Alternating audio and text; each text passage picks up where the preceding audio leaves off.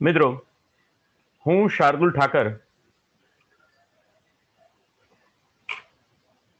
Shri CS Desai technical institute GIA ITI Prantij તરફથી લેવામાં આવતા ઓનલાઈન લેક્ચર્સની સિરીઝમાં આપ સૌનું સ્વાગત કરું છું. મિત્રો, આજે હું તમારી સાથે જે વિષય ઉપર ચર્ચા કરવાનો છું તે MS DOS એટલે કે માઇક્રોસોફ્ટ ડિસ્ક ઓપરેટિંગ સિસ્ટમ ના એક્સટર્નલ કમાન્ડ્સ અંગેની હું તમારી સાથે આજે વાત કરવાનો છું. મિત્રો, વિન્ડોઝ ઓપરેટિંગ સિસ્ટમમાં ગયા અગાઉના લેક્ચર્સની અંદર આપણે શીખ્યા કે ઇન્ટરનલ કમાન્ડ્સ જે છે તે command.com ની અંદર રહેલા હોય છે. એમની ડેફિનેશન command.com ની અંદર છે અને જ્યારે યુઝર કમાન્ડ આપે તો તે સમયે command.com નામની ફાઇલની અંદરથી એની ડેફિનેશન લોડ કરીને એ કમાન્ડ દ્વારા શું પ્રક્રિયા થશે તે સીપીયુ દ્વારા પરફોર્મ કરવામાં આવે છે. જ્યારે વિન્ડોઝ ઓપરેટિંગ સિસ્ટમના એક્સટર્નલ કમાન્ડ છે તે દરેક એક્સટર્નલ કમાન્ડ માટે અલગ અલગ એક્ઝિક્યુટેબલ ફાઇલ હોય છે. કોઈ પણ કમાન્ડ તમે લેશો તો એ દરેક કમાન્ડ માટે અલગ એક્ઝિક્યુટેબલ ફાઇલ છે અને એ એક્ઝિક્યુટેબલ ફાઇલના દ્વારા સીપીયુ કઈ એક્શન પરફોર્મ કરશે તે નક્કી કરે છે. અને આ બધી જે ફાઇલ્સ છે તે C:\Windows નામના ફોલ્ડરમાં System32 નામનું ફોલ્ડર છે, એની અંદર આ બધી ફાઇલ્સ અહીંયા આગળ એક્સટર્નલ કમાન્ડ તરીકે પડેલી હોય છે. સામાન્ય રીતે જો એક્સટર્નલ કમાન્ડ્સ અંગેની વાત કરવામાં આવે મિત્રો, તો અહીંયા હું તમને એક્સટર્નલ કમાન્ડનું લિસ્ટ જે છે તે બતાવવા જઈ રહ્યો છું. એક્સટર્નલ કમાન્ડનું લિસ્ટ જે છે તે આઈ વિલ એક્સપ્લેન કયા કયા કમાન્ડ્સને આપણે એક્સટર્નલ કમાન્ડ્સ તરીકે ઓળખીશું. તો અહીંયા તમે જોઈ શકો છો તે પ્રમાણે backup, restore, check disk, scan disk, tree, disk copy, disk compare, હવે copy con, print, move, format, deltree, આ બધા જે છે મિત્રો તે એક્સટર્નલ કમાન્ડના એક્ઝામ્પલ્સ છે. બધા જ એક્સટર્નલ કમાન્ડના એક્ઝામ્પલ છે. એમાં હજી અમુક કમાન્ડ જે છે તે ઓબ્સોલેટ થઈ ગયા છે. વિન્ડોઝના નવા વર્ઝનની અંદર એ કમાન્ડ ઓબ્સોલેટ થઈ ગયા છે અને નવા કમાન્ડ તરીકે એ અમુક કમાન્ડ જે છે, અમુક યુટિલિટી તરીકે નવા કમાન્ડ જે છે તે એક્ઝિક્યુટ થાય છે. હવે આપણે વિન્ડોઝ એક્સટર્નલ કમાન્ડ્સ છે એને મારી દ્રષ્ટિથી હું 3 ભાગની અંદર એને ડિસ્ટ્રીબ્યુટ કરવાનો પ્રયત્ન કરું છું. નંબર 1, એવા કમાન્ડ જે છે કે જે કેરેક્ટર યુઝર ઇન્ટરફેસ દ્વારા તમારે કામ કરવું પડે છે એવા કમાન્ડ્સ છે. બીજા કમાન્ડ જે છે તે વિન્ડોઝ લોગઓન અને લોગ ઓફ અંગેના છે અથવા વિન્ડોઝની યુટિલિટી અંગેના કમાન્ડ્સ છે. અને અમુક કમાન્ડ જે છે તે નેટવર્ક અંગેના કમાન્ડ છે. અમુક યુટિલિટી એટલે કે દાખલા તરીકે કેલ્ક્યુલેટરની યુટિલિટી છે, તો એ કેલ્ક્યુલેટરની યુટિલિટી તમારે કમાન્ડ પ્રોમ્પ્ટ ઉપરથી ખોલવી હોય તો તમે કેવી રીતે કરી શકો? તો તમારે સ્ટાર્ટ અને રનમાં જવું પડે અને અહીંયા જે રનનું ઓપ્શન છે ત્યાં CALCM લખો એટલે તમને કેલ્ક્યુલેટરની યુટિલિટી જે છે તે ઓપન કરીને બતાવે. તો આવી યુટિલિટી કેવી રીતે ઓપન થઈ શકે અથવા યુટિલિટી માટેના જે કંઈ પણ એક્સટર્નલ કમાન્ડ છે એની પણ હું તમારી સાથે વાત કરીશ. અને અમુક જે કમાન્ડ છે તે નેટવર્ક અંગેના કમાન્ડ છે. આ અહીંયા કેલ્ક્યુલેટરનો મેં કમાન્ડ આપ્યો એટલે કેલ્ક્યુલેટરની યુટિલિટી ઓપન થઈ ગઈ. તો આવા યુટિલિટી કમાન્ડ અંગે અને અમુક નેટવર્કના કમાન્ડ છે જેની સાથે નેટવર્કના કમાન્ડની પણ હું તમને વાત કરીશ. મિત્રો, અમુક કમાન્ડ જે છે તે ડિસ્કને અંગેના છે. ડિસ્ક એટલે તમારી હાર્ડ ડિસ્કને મેનેજ કરવા, ડિસ્ક મેનેજમેન્ટ અંગેના કમાન્ડ છે. મિત્રો, આ ડિસ્ક મેનેજમેન્ટ અંગેના કમાન્ડ, ડિસ્ક મેનેજમેન્ટ અંગેના જે કમાન્ડ છે એના ઉપર તમારે ખાસ ધ્યાન રાખવું એ જોઈએ કે જ્યારે તમે આ કમાન્ડનો ઉપયોગ કરતા હો તો એ વખતે તમને પૂર્ણપણે ખબર હોવી જોઈએ કે આ કમાન્ડ દ્વારા શું ક્રિયા થશે. અન્યથા તમે એ કમાન્ડનો એક્ઝિક્યુશન કરશો અને કંઈક એવું થઈ જશે કે જેનાથી તમારો ડેટા કરપ્ટ થઈ જાય, ડેટા ઉડી જાય અને એ વખતે તમે જેને કહેવાય કે મુશ્કેલીમાં મુકાઈ જશો. મિત્રો, વિન્ડોઝ ઓપરેટિંગ સિસ્ટમ ફરીથી નાખવી, રીઇન્સ્ટોલ કરવી સરળ છે. કોઈ પણ એપ્લિકેશન સોફ્ટવેર ફરીથી એનું લાયસન્સ ખરીદી લો, 5,000માં સોફ્ટવેર ઇન્સ્ટોલ થઈ જશે. 10,000માં કોઈ કિંમત ચૂકવીને તમે એપ્લિકેશન સોફ્ટવેર ફરીથી રીઇન્સ્ટોલ કરી શકો છો. પણ મિત્રો, ક્યારે ડેટા પુનઃ પ્રાપ્ત કરવો પડે છે. ડેટા ક્યારે ફરી પાછો આવતો નથી. પૈસા આપીને તમે કોઈ દિવસ ડેટાને પરત મેળવી શકતા નથી. એ ખૂબ જ અગત્યની વસ્તુ છે. એટલે તમારે ડિસ્ક મેનેજમેન્ટ અંગેના કમાન્ડ્સને એક્ઝિક્યુટ કરતી વખતે ખૂબ જ ધ્યાનપૂર્વક અને ખૂબ જ જેને કહેવાય કે એને સાવચેતીથી તમારે આ બધા કમાન્ડ અને વિચારપૂર્વક અને એ કમાન્ડનો અમલ કરવો પડે. એ કમાન્ડ્સનો અમલ તમારે કરવો પડે. એટલે મિત્રો, અમુક ડિસ્ક મેનેજમેન્ટ અંગેના કમાન્ડ જે છે ને, એના માટેની હું તમને સ્લાઇડ શો અથવા વિન્ડોઝ બતાવીશ. એની સ્ક્રીન જ બતાવીશ. હું મારા કોમ્પ્યુટર ઉપર પણ એ અમલ અત્યારે હાલ કરીશ નહીં. નહીતર અત્યારે હાલ તકલીફ પડી જાય, ફોર્મેટ કરવું પડે અથવા તો આ બધું થાય. તો એટલા માટે અમુક ડિસ્ક મેનેજમેન્ટ અંગેના કમાન્ડ જે છે તે હું તમને ડાયરેક્ટ સ્ક્રીનશોટ જ એના બતાવીશ. એમાં સૌથી પહેલો જે કમાન્ડ હું મિત્રો તમને બતાવવા જઈ રહ્યો છું તે કમાન્ડ છે સ્કેનડિસ્ક કમાન્ડ. મિત્રો, વિન્ડોઝ ઓપરેટિંગ સિસ્ટમ જે છે, વિન્ડોઝ ઓપરેટિંગ સિસ્ટમના સંદર્ભમાં હું જો વાત કરું તો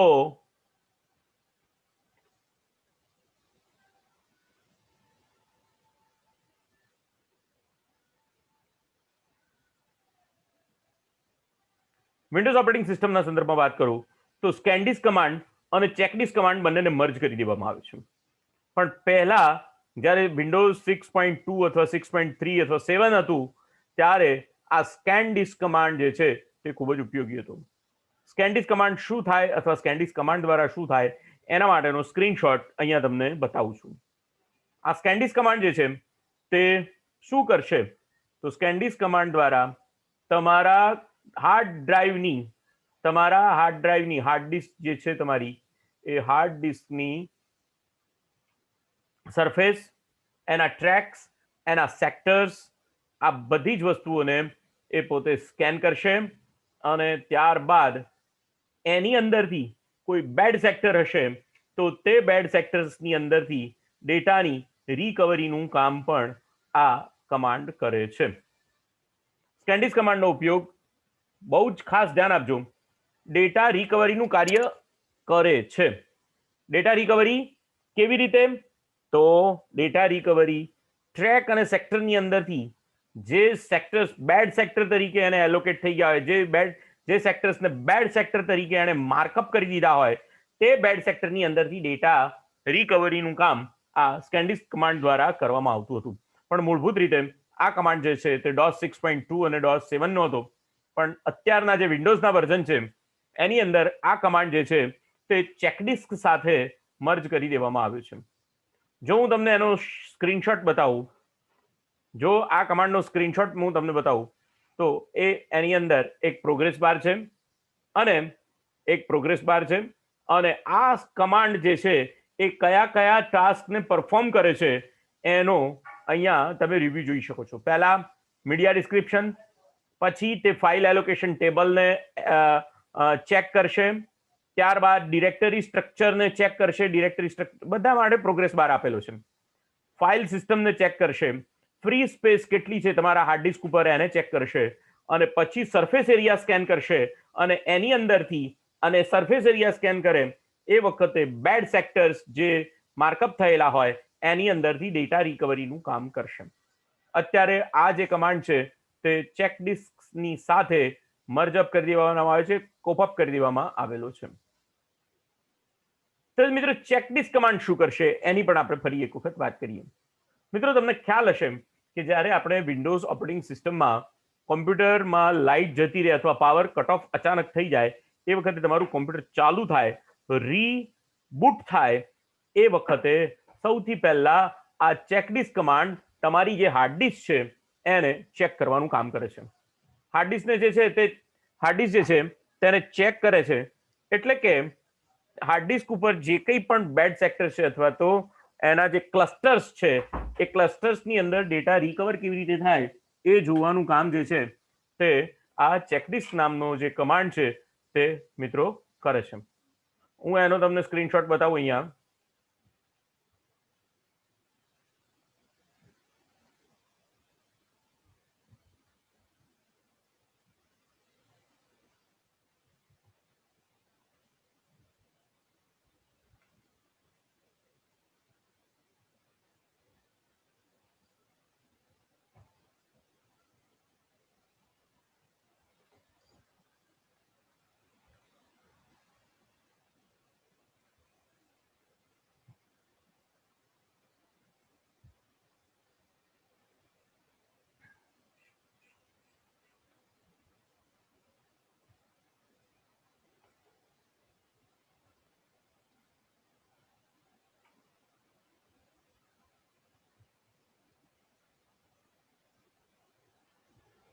Checklist is Windows utility that can check integrity of your hard disk and can fix various file system errors.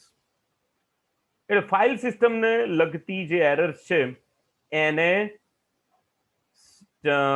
એને સોલ્વ કરવાનું કામ જે છે તે આ ચેકલિસ્ટ નામનો કમાન્ડ જે છે તે કરે છે.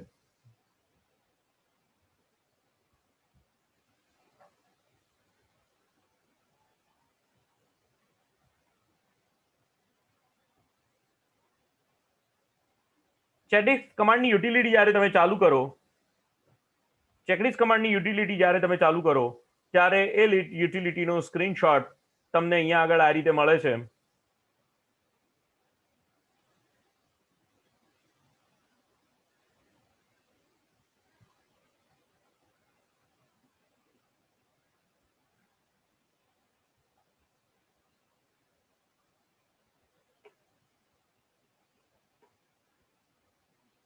આ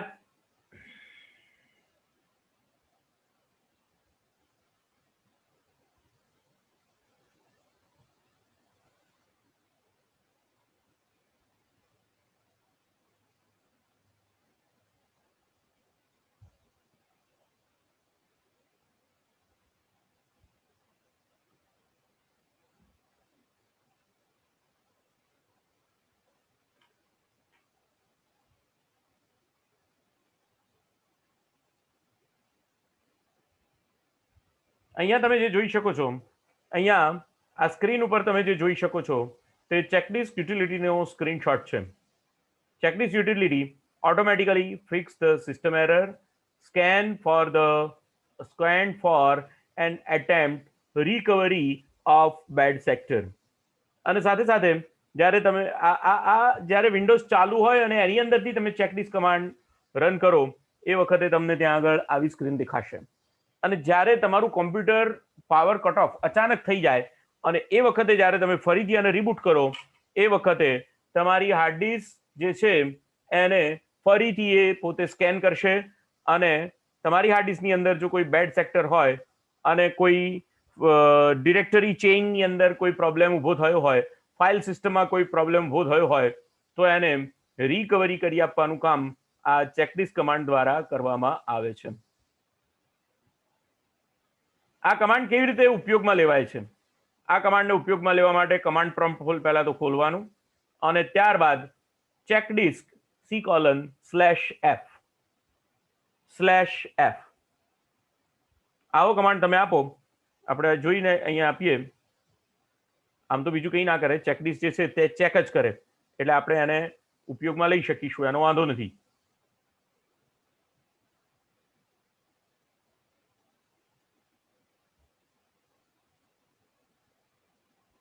જો બોલાય છે ચેકડિસ્ક લખાશે CHKDSK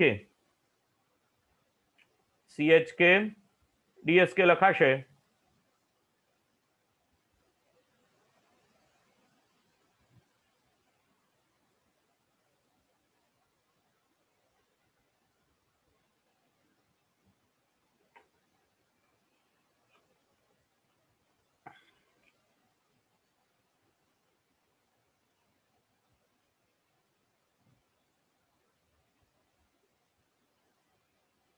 c:/f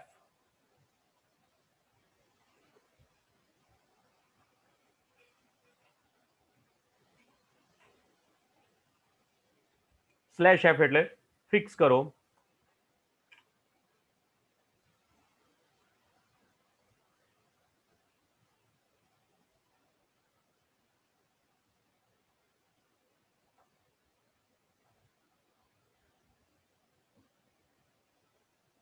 The type of file system is NTFS. Cannot lock current drive. અત્યારે કરંટ ડ્રાઈવ પર કામ ચાલુ છે અને જો તમે કંઈ કામ કરતા હો ને ચેકલિસ્ટ કરો તો એનાથી તમારો ડેટા જે છે તે કરપ્ટ થવાનો સંભવ રહેલો છે.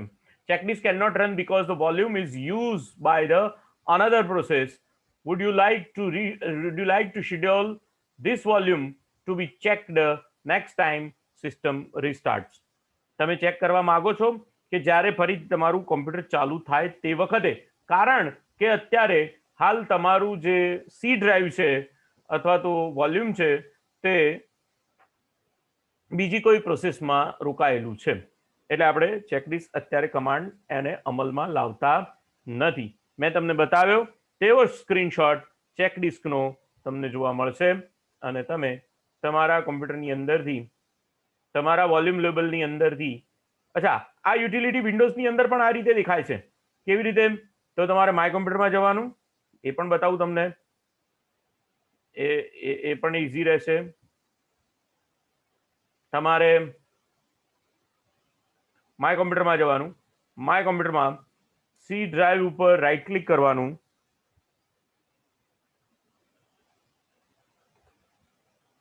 અથવા ડ્રાઈવ લેટર ઉપર રાઈટ ક્લિક કરો. ડ્રાઈવ લેટર ઉપર રાઈટ ક્લિક કર્યા પછી જો અહીંયા 2-3 યુટિલિટી એવી છે કે જે આની અંદર પણ વિન્ડોઝ ફોર્મેટમાં અથવા GUI ફોર્મેટની અંદર તમે રન કરાવી શકશો. અને રાઈટ ક્લિક કરો, એની પ્રોપર્ટીમાં જાઓ,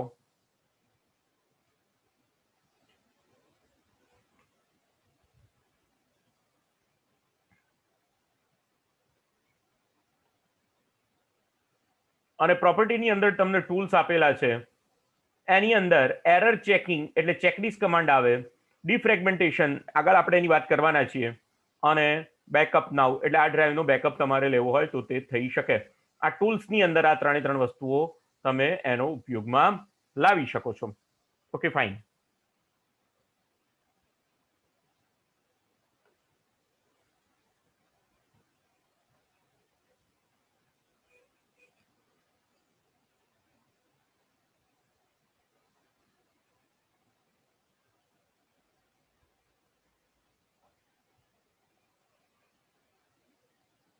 તો સ્કેનડિસ્ક કમાન્ડનો ઉપયોગ અને ચેકડિસ્ક કમાન્ડનો ઉપયોગ હાર્ડ ડિસ્કના ક્લસ્ટરને ચેક કરવા માટે થાય છે, અને સાથે સાથે સ્કેનડિસ્ક ક્લસ્ટરમાંથી ડેટાને વાંચી ન શકાતો હોય તે સંજોગોમાં ડેટા રિકવરીનું પણ કામ કરે છે. એની વાત આપણે કરી ગયા. અને એવી રીતે ચેકડિસ્ક કમાન્ડ જે છે તે પણ હાર્ડ ડિસ્ક ઉપર રહેલા ક્લસ્ટરને ફક્ત ચેક કરવાનું કામ કરે છે.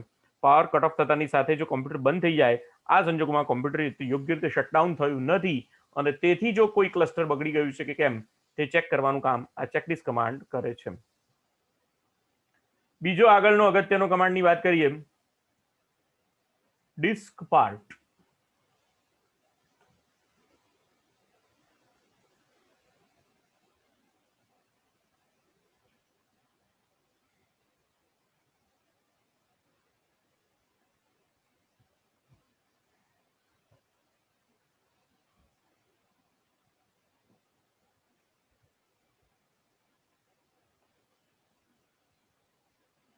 અચ્છા મિત્રો, અહીંયા મારે તમને એ પણ જણાવવું છે, મારે તમારી સાથે એ પણ વાત કરવી છે કે જ્યારે વિન્ડોઝ ઓપરેટિંગ સિસ્ટમ જે છે તે એની અંદર જે ડિસ્ક જે છે તેનું ફોર્મેશન 2 રીતે થઈ શકે. એક NTFS પાર્ટીશન કહેવાય અને બીજું જે પાર્ટીશન જેને કહેવાય તે DOS સાદું પાર્ટીશન અથવા તો NTFS વગરનું પાર્ટીશન કહેવાય. તો જેવી રીતે ચેકડિસ્ક કમાન્ડ માટે, ચેકડિસ્ક કમાન્ડ જે છે એ સિમ્પલ પાર્ટીશનને સ્કેન કરે છે, એ રીતે ચેક NTFS નામનો જે કમાન્ડ છે તે NTFS પાર્ટીશનને પણ તે પોતે ચેક કરી શકે છે. તો અહીંયા એની સિન્ટેક્સ આપેલી છે.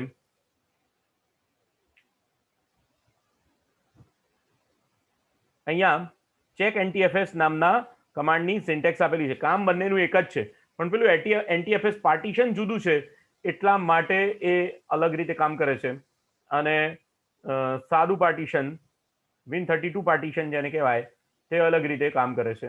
પણ બંનેને ચેક કરવાનું કામ તો આ ચેકડિસ્ક કમાન્ડ કરી જ આપે છે.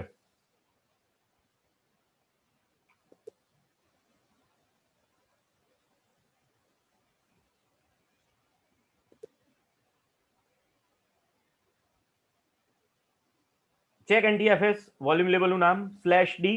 /d સ્વિચ આપવાથી શું થશે? Restore the machine to the default behavior. All drives are checked at the boot time and checkdisk is run on those that are dirty. જો બરોબર ડ્રાઈવ નથી એના ઉપર ચેક થશે અને બધા જ ડ્રાઈવનું બિહેવિયર ડિફોલ્ટ સેટ થશે.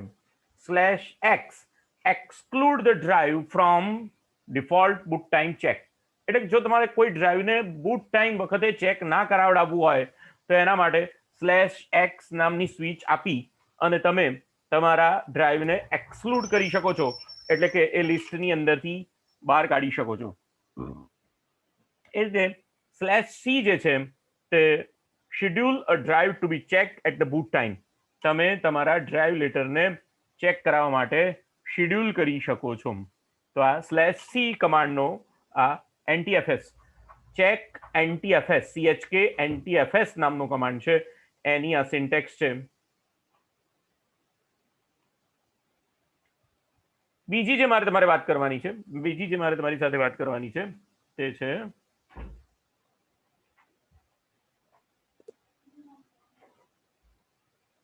Disk part. મિત્રો આ કમાન્ડ ખૂબ જ અગત્યનો કમાન્ડ છે. ડિસ્ક પાર્ટ કમાન્ડ મને યાદ છે કે જ્યારે વિન્ડોઝ ઓપરેટિંગ સિસ્ટમ આપણે ઇન્સ્ટોલ કરતા હતા અથવા ઇન્સ્ટોલ કરવાનું શીખતા હતા એ વખતે વિન્ડોઝ ઓપરેટિંગ સિસ્ટમના પાર્ટીશન પાડવા માટે અને વિન્ડોઝ ઓપરેટિંગ સિસ્ટમનું જે પાર્ટીશન પાડ્યું છે એને ફોર્મેટ કરવા માટે આ ડિસ્ક પાર્ટ નામના કમાન્ડનો આપણે ઉપયોગ કરતા હતા.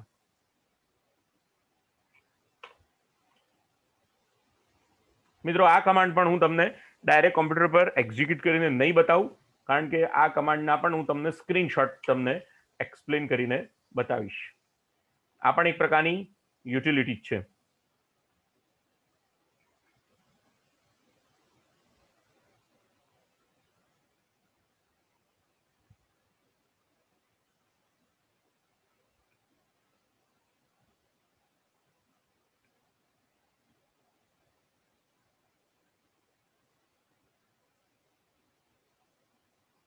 તમારી જે હાર્ડ ડિસ્ક છે, તમારી જે હાર્ડ ડ્રાઈવ છે, એની અંદર પાર્ટીશન પાડવા માટે, પાર્ટીશન ડિલીટ કરવા માટે, ડિસ્ક પાર્ટના પાર્ટીશનને ડ્રાઈવ લેટર એસાઇન કરવા માટે, તમે જે પાર્ટીશન પાડ્યું છે તેને ફોર્મેટ કરવા માટે, દરેક વસ્તુ કરવા માટે આ ડિસ્ક પાર્ટ નામનો જે કમાન્ડ છે તે ખૂબ જ અગત્યનો છે. વિન્ડોઝ ઓપરેટિંગ સિસ્ટમ ઇન્સ્ટોલ કરતી વખતે મેં તમને બતાવ્યું, છતાં પણ ડિસ્ક પાર્ટ કમાન્ડ જે છે તે અહીંયા તમને આ સ્ક્રીનશોટ દ્વારા હું સમજાવવાનો પ્રયત્ન કરીશ. અહીંયા તમે જોઈ શકો છો તે પ્રમાણે ડિસ્ક પાર્ટ અને પહેલો એક કમાન્ડ અહીંયા આપ્યો છે લિસ્ટ ડિસ્ક. લિસ્ટ ડિસ્ક એટલે તમારી પાસે જે હાર્ડ ડિસ્ક છે એની અંદર તમારી કેટલી હાર્ડ ડિસ્ક છે એની અંદર કેટલી જગ્યા છે તે તમને અહીંયા આગળ ડિસ્પ્લેમાં બતાવે છે. લિસ્ટ ડિસ્ક પહેલો કમાન્ડ. ડિસ્ક પાર્ટની અંદર આ 4 કે 5 કમાન્ડ અગત્યના છે. ડિસ્ક પાર્ટ એ યુટિલિટી છે, એટલે એક વખત ડિસ્ક પાર્ટ શરૂ થાય પછી એને તમારે એક્ઝિટ કરીને બંધ કરવું પડે. તો અહીંયા જુઓ લિસ્ટ ડિસ્ક, જેના દ્વારા તમને આ હાર્ડ ડિસ્કની અંદર કેટલી ફ્રી સ્પેસ છે, એની ટોટલ સાઇઝ કેટલી છે અને એનો કેટલી ડિસ્ક તમારી પાસે છે એનું લિસ્ટ તમને અહીંયા બતાવે છે. ડિસ્ક પાર્ટની અંદર તમારે સૌથી પહેલા પાર્ટીશન ક્રિએટ કરવા માટે તમારે તે ડિસ્કને સિલેક્ટ કરવી પડે છે અને એના માટે કમાન્ડ છે સિલેક્ટ ડિસ્ક 0. એટલે હવે તમારી ડિસ્ક 0 નંબરની ડિસ્ક જે છે તે સિલેક્ટ થઈ ગઈ. આવી રીતે એક કરતા વધારે હાર્ડ ડિસ્ક હોય તો તમે ડિસ્ક 1 પણ લખી શકો, ડિસ્ક 2 પણ લખી શકો, અહીંયા જો તમારી પાસે હાર્ડ ડ્રાઈવમાં લેટર તરીકે બતાવતું હોય તે સંજોગોમાં. ત્યાર પછી ક્રિએટ પાર્ટીશન પ્રાઇમરી સાઇઝ 20,480. તમે આ હાર્ડ ડિસ્કની અંદર પાર્ટીશન ક્રિએટ કરવા માંગો છો. એની સાઇઝ કેટલી છે? એની સાઇઝ 200 GB ની પાર્ટીશન તમારી સ્પેસ છે. ટોટલ તમારી પાસે 500 GB હતી, એની અંદરથી ફ્રી 380, પણ તમે આ હાર્ડ ડિસ્કના પાર્ટીશન પાડવા માંગો છો એટલે બધા જ પાર્ટીશન, બધી જ જે કંઈ પણ સ્પેસ છે અનએલોકેટેડ થઈ જશે અને એની અંદરથી 204 GB નું એક પાર્ટીશન પડશે. This part successfully in creating the specified partition એવું મેસેજ આપશે. પછી તમારે ડ્રાઈવ લેટર એસાઇન કરવો હોય તો assign drive letter H equal to H એવું લખો એટલે આ જે પાર્ટીશન પડ્યું છે એને ડ્રાઈવ લેટર એચ એસાઇન થઈ જાય. અને ત્યાર પછી એને જો ફોર્મેટ કરવું હોય તો format file system equal to NTFS quick, એટલે કે તમારું જે પાર્ટીશન ક્રિએટ થયું અને એને જે ડ્રાઈવ લેટર એચ આપવામાં આવ્યો તે પાર્ટીશન ફોર્મેટ થઈ જશે. ફોર્મેટ થશે એટલે કે એના ઉપર ટ્રેક અને સેક્ટર ક્રિએટ કરવામાં આવશે. હાર્ડ ડિસ્કની વાત કરતા હતા ત્યારે આપણે વાત કરી હતી ટ્રેક હંમેશા ગોળાકારમાં હોય, એને ઊભા અને આડા છેદવામાં આવે એટલે સેક્ટર પડે, અને એની અંદર જે ટ્રેક વચ્ચે દરેક સેક્ટરની અંદર જે જગ્યા હોય તેને ક્લસ્ટર એમ કહેવામાં આવે છે. તો ડિસ્ક પાર્ટ કમાન્ડ જે છે તે આ રીતે અમલમાં આવશે. અને ત્યાર પછી તમે ફોર્મેટ સક્સેસફુલ થઈ જાય તો તમને ત્યાં આગળ success format disk part successfully formatted the volume એવો મેસેજ આપશે. એનો મતલબ એવો થશે કે તમારું પાર્ટીશન ક્રિએટ થઈ ગયું, તમારું created partition drive letter H assign થઈ ગયો અને એને NTFS ફોર્મેટ પ્રમાણે એનું ફોર્મેશન પણ થઈ ગયું છે. તો આ ડિસ્ક પાર્ટ કમાન્ડ મેં તમને બતાવ્યું. તો આ ડિસ્ક પાર્ટ કમાન્ડ છે. આગળ વાત કરીએ ડીફ્રેગમેન્ટેશનની વાત કરીએ. ડીફ્રેગમેન્ટેશન છે તે મિત્રો, ડીફ્રેગમેન્ટ કમાન્ડ જે છે તે તમારા કોમ્પ્યુટરના હાર્ડ ડિસ્કની અંદર રહેલી સ્પેસ, યુઝડ સ્પેસ, અનયુઝડ સ્પેસ અને જે કંઈ પણ ફાઇલ્સ તમારી લખાયેલી છે તેને એક સાથે લાવવાનું કામ કરે છે. એટલે ડીફ્રેગમેન્ટ એન્ડ ઓપ્ટિમાઇઝ ડ્રાઇવ્સ. અને તમે ડીફ્રેગમેન્ટેશન કરવા માટે ઘણી બધી ફેસિલિટીઝ અથવા તો ઘણી બધી યુટિલિટીઝનો તમે ઉપયોગ કરી શકો. એની અંદરથી સપોઝ કે આ એક યુટિલિટીનો સ્ક્રીનશોટ હું તમને બતાવવા જઈ રહ્યો છું અહીંયા.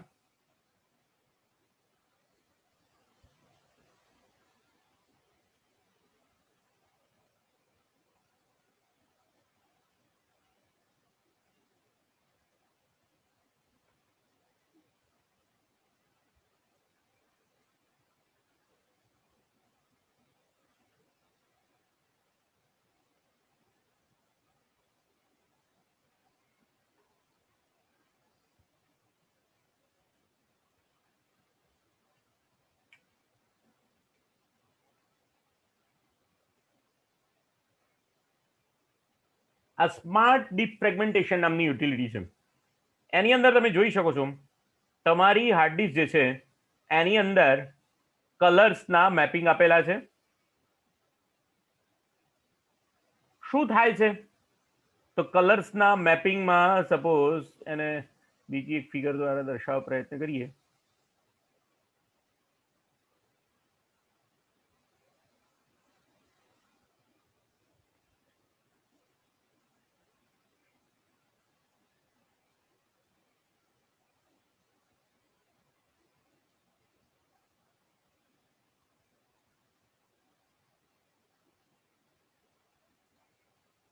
Just a second.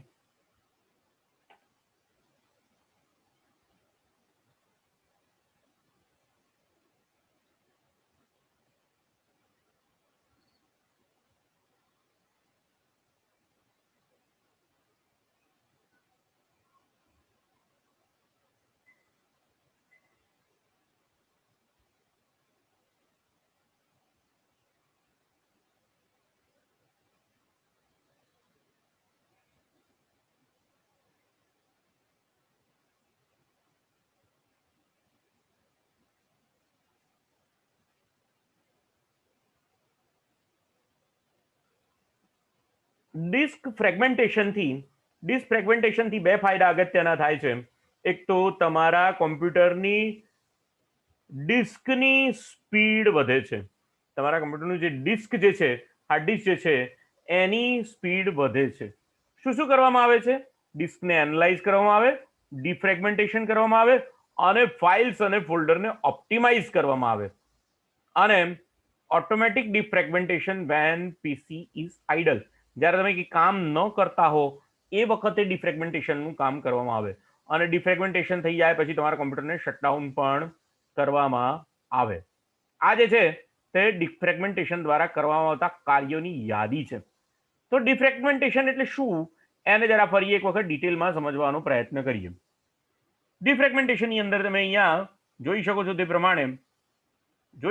પ્રમાણે આ જે હાર્ડ ડિસ્ક છે એ ટોટલ 68 GB ની હાર્ડ ડિસ્ક છે અને એની અંદર 58 GB જે છે તે ફ્રી સ્પેસ છે. 58 GB જે છે તે ફ્રી સ્પેસ છે. યુઝડ સ્પેસ કેટલી છે? 9 GB યુઝડ સ્પેસ છે. 9 GB તમારી હાર્ડ ડિસ્કમાં યુઝડ સ્પેસ અહીંયા આગળ આ ફિગર ઉપરથી જોવા મળે છે. અને ફ્રી સ્પેસ કેટલી છે? તો 58.7 GB છે. અહીંયા તમે જોઈ શકો છો તે પ્રમાણે આ જે સ્પેસ બતાવવામાં આવી છે તે ફ્રી છે અને ગ્રીન કલરથી જે સ્પેસ બતાવવામાં આવી છે એની અંદર ડેટા સ્ટોર કરેલો છે. યુઝડ છે, યુઝડ સ્પેસ છે. આ જે એકદમ બ્લુ કલરથી જે સ્ક્રીન કરવામાં આવેલી છે તે યુઝડ સ્પેસ છે. હવે આ યુઝડ સ્પેસ અને બ્લેન્ક સ્પેસ જે છે એમાં એવું હોય કે બધા જ ડેટા એક જ જગ્યા ઉપર સ્ટોર થયેલા ના હોય. દરેક ડેટા જે છે એ જેમ જેમ એને જગ્યા મળતી હોય તે પ્રમાણે સ્ટોર થયેલો હોય. આ સંજોગોમાં અમુક વખતે અમુક ડેટા હાર્ડ ડિસ્કના એક ભાગમાં હોય અને અમુક ડેટા બીજા ભાગમાં સ્ટોર થયેલો હોય અને અમુક જગ્યાએ ડેટા ખાલી છે.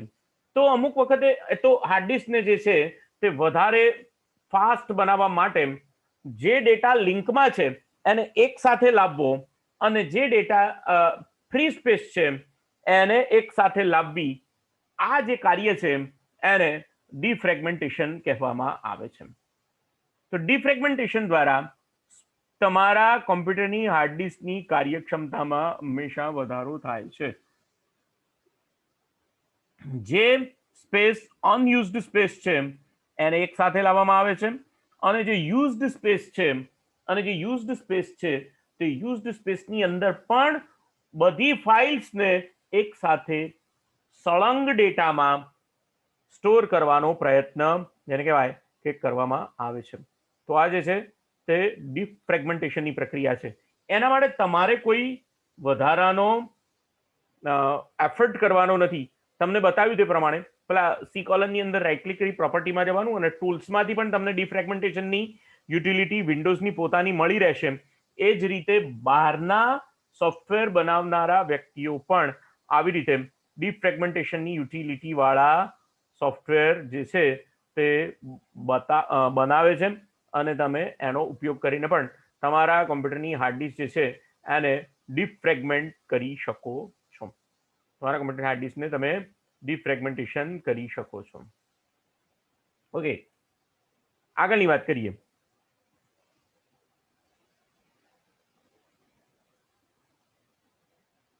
Disk part mount volume.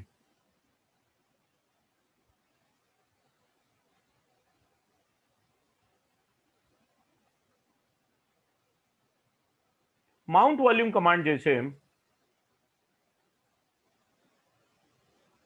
જો અહીંયા વોલ્યુમ શબ્દનો અર્થ હાર્ડ ડિસ્કમાં રહેલી જગ્યા એવો કરવાનો છે. એવો જગ્યા અવાજ અહીંયા આપણે સામાન્ય રીતે વોલ્યુમ એટલે આપણે શું સમજીએ છીએ? અવાજ. પણ ખરેખર વોલ્યુમ શબ્દનો અર્થ થાય છે જથ્થો. વોલ્યુમ શબ્દનો અર્થ થાય છે જથ્થો. તો આ માઉન્ટ વોલ્યુમ કમાન્ડ જે છે તે શું કરે છે? તે વોલ્યુમને માઉન્ટ કરવાનું કામ કરે છે.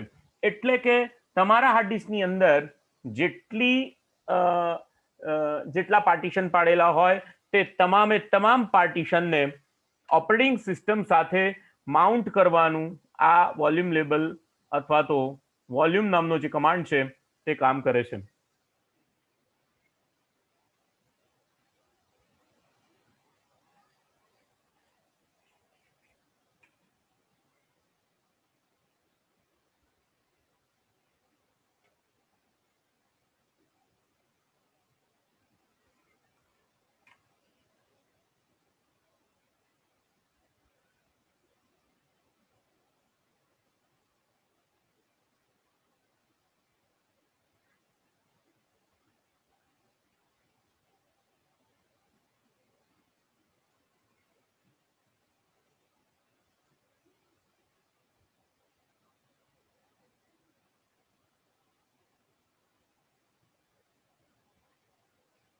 creates, deletes, or lists a volume mount point. You can also link volumes without requiring a drive letter. Drive letter વગર પણ તમે વોલ્યુમને લિંક અપ કરી શકો છો. ક્રિએટ્સ બનાવે છે, ડિલીટ્સ દૂર કરે છે, લિસ્ટ અથવા તો લિસ્ટ બનાવે છે. શેનું? વોલ્યુમ માઉન્ટ પોઈન્ટનું લિસ્ટ બનાવે છે. વોલ્યુમ માઉન્ટ પોઈન્ટનું લિસ્ટ બનાવે છે.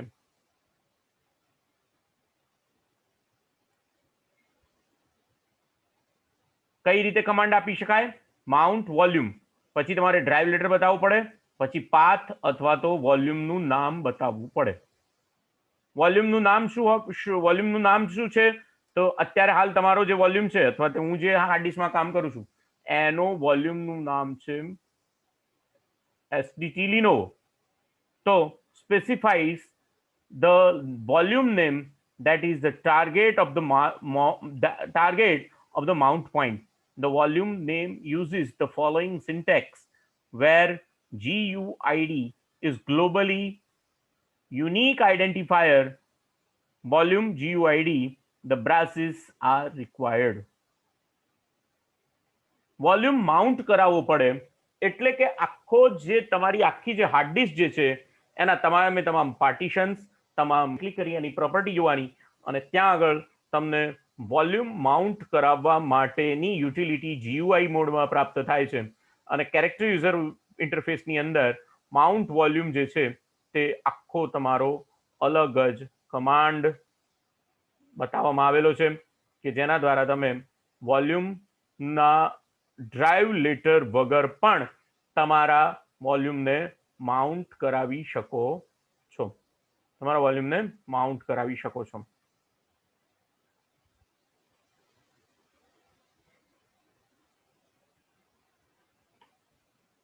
ઓકે,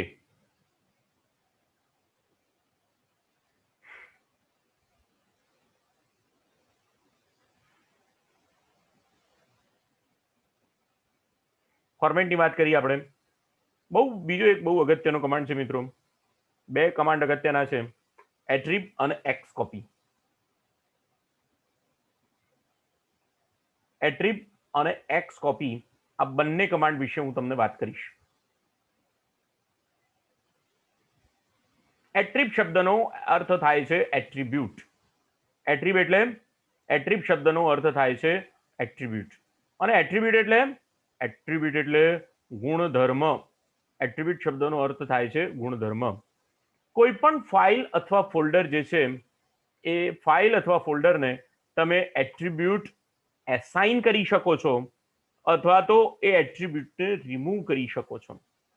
એટ્રીબ્યુટને તમે એસાઇન કરી શકો છો અથવા એ એટ્રીબ્યુટને તમે રિમૂવ કરી શકો છો. તો એટ્રીબ્યુટ એસાઇન કરો. કયા એટ્રીબ્યુટ એસાઇન થઈ શકે એની વાત કરીએ. પહેલા તો એટ્રીબ્યુટ એસાઇન કરવા માટે શું કરવું પડે અને એટ્રીબ્યુટ રિમૂવ કરવા માટે શું કરવું પડે એની વાત કરું તો જેટલા એટ્રીબ્યુટ્સ તમારે તમારી ફાઇલ્સને એસાઇન કરવા હોય, આપવા હોય, તે દરેક એટ્રીબ્યુટ પાછળ પ્લસની નિશાની તમારે લગાવવી પડે અને જે એટ્રીબ્યુટ્સને રિમૂવ કરવા હોય એની પાછળ માઇનસની નિશાની લગાવવી પડે. કયા એટ્રીબ્યુટ છે, કયા એટ્રીબ્યુટ જે છે તે તમે એસાઇન કરી શકો અને રિમૂવ કરી શકો. મારી ભૂલ થઈ, ATTRIB એવો સ્પેલિંગ છે એટ્રીબ. તો જુઓ, સેટ એટ્રીબ્યુટને સેટ કરવા માટે પ્લસની નિશાની, એટ્રીબ્યુટને ક્લિયર કરવા માટે માઇનસની નિશાની. રીડ ઓનલી એટ્રીબ્યુટ એટલે તમે જે ફાઇલને રીડ ઓનલી એટ્રીબ્યુટ એસાઇન કરો એ ફાઇલ ફક્ત રીડ ઓનલી બની જાય. એટલે કે એની અંદર કોઈ ડેટા તમે એડિટ કરી શકો નહીં, ફક્ત ડેટાને એની અંદરથી રીડ જ કરી શકાય. એ રીતે આર્કાઇવ એટ્રીબ્યુટ એટલે ઘણા સમય માટે સેવ કરવા આર્કાઇવ એટ્રીબ્યુટ કહેવાય. સિસ્ટમ ફાઇલ એટ્રીબ્યુટ એટલે આ ફાઇલનો ઉપયોગ સિસ્ટમ એટલે કે બુટિંગ પ્રક્રિયા વખતે ઉપયોગમાં લેવાય છે અથવા તો સિસ્ટમની પોતાની ફાઇલ છે એમ કહેવા માટે, એમ જણાવવા માટે તમે આ ફાઇલનો અથવા તો આ જેને કહેવાય કે એટ્રીબ્યુટનો ઉપયોગ કરી શકો. એચ એટ્રીબ્યુટ મિત્રો મજાનો એટ્રીબ્યુટ છે, હિડન એટ્રીબ્યુટ છે. આ એટ્રીબ્યુટ હિડન એટ્રીબ્યુટ છે, એટલે કે આ હિડન એટ્રીબ્યુટ જેને અસાઇન કરવામાં આવેલી હોય તે ફાઇલ્સ ક્યારે dir કમાન્ડથી એને તમે ડિસ્પ્લેમાં એનું લિસ્ટ જે છે તે ડિસ્પ્લેમાં લાવી શકો નહીં. એ જ રીતે તમે વિન્ડોઝ ઓપરેટિંગ સિસ્ટમમાં એક્સપ્લોરરની અંદર પણ આ જો તમે એચ એટ્રીબ્યુટ આપ્યો હોય તો તે ફાઇલ્સને તમને બતાવશે નહીં, ડિસ્પ્લે કરીને બતાવશે નહીં. તો આ જે છે તે કયો એટ્રીબ્યુટ કહેવાશે? Hidden attribute. આઈ એટ્રીબ્યુટ જે છે not content index file attribute, એટલે આ જે ફાઇલ છે એ ઇન્ડેક્સિંગની અંદર કામમાં લેવામાં આવશે નહીં એવું એનો કહેવાનો મતલબ છે. અને અહીંયા જો 3 સ્વિચ આપેલી છે, /s/d અને /l.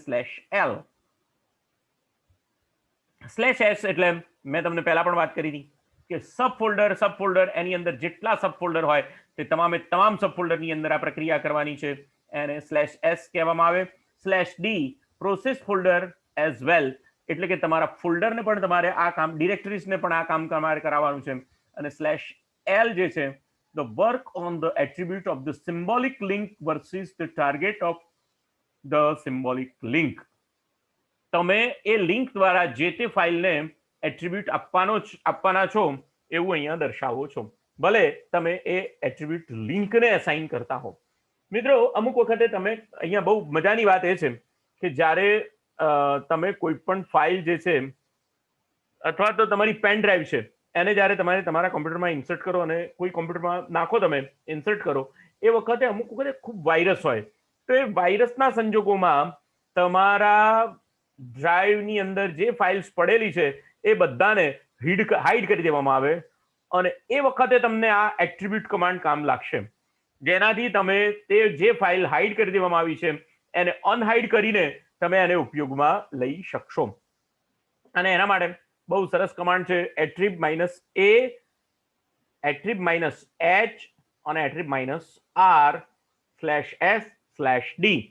આવો તમે કમાન્ડ આપો, બતાવું તમને કેવી રીતે કરીએ. આપણે ડી કોલમમાં જઈએ, આપણે આપણા ફોલ્ડર બનાવેલા છે એની અંદર જઈએ, cd ITI ની અંદર ગયા, dir હજી એક બેચ 76 અને batch 77, cd batch 76, cd bat ch 76 માં જઈએ, એની અંદર જોઈએ ફીટરની અંદર cd ફીટર, અને એની અંદર કોઈ ફાઇલો પડેલી છે કે નહીં, cd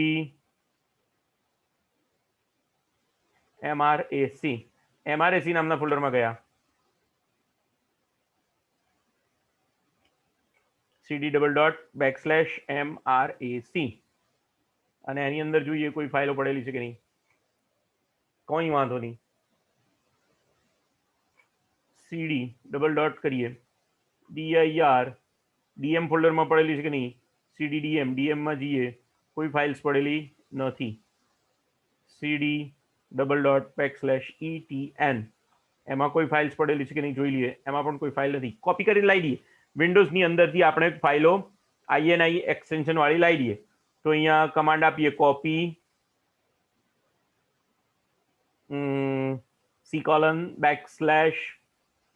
/Windows/system32/start.exe.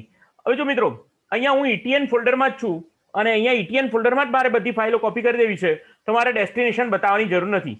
તો અહીંયા સીધું આપી દઈશ, તો તમામ એક્ઝિક્યુટેબલ ફાઇલ્સ જે છે તે system32 ફોલ્ડરની અંદરથી તમામ એક્ઝિક્યુટેબલ ફાઇલ મારા ETN ફોલ્ડરની અંદર આવી જશે. ETN ફોલ્ડરની અંદર બધી જ ફાઇલો કે જે એક્ઝિક્યુટેબલ ફાઇલ્સ છે તે તમામ મારા આ ETN ફોલ્ડરમાં કોપી થઈ જશે. હજી તો F ઉપરથી થાય છે.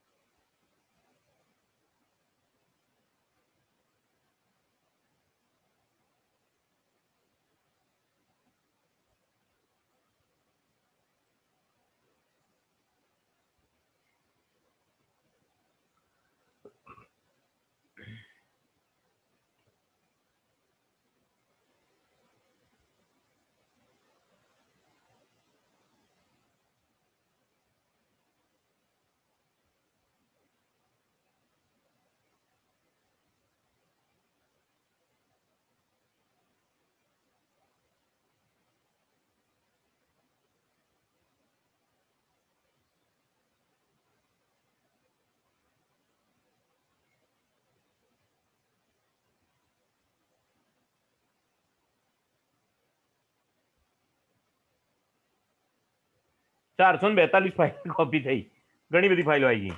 હવે તમે DIR કરીને જોશો તો અહીંયા તમને 442 ફાઇલ પ્રાપ્ત થયેલી છે.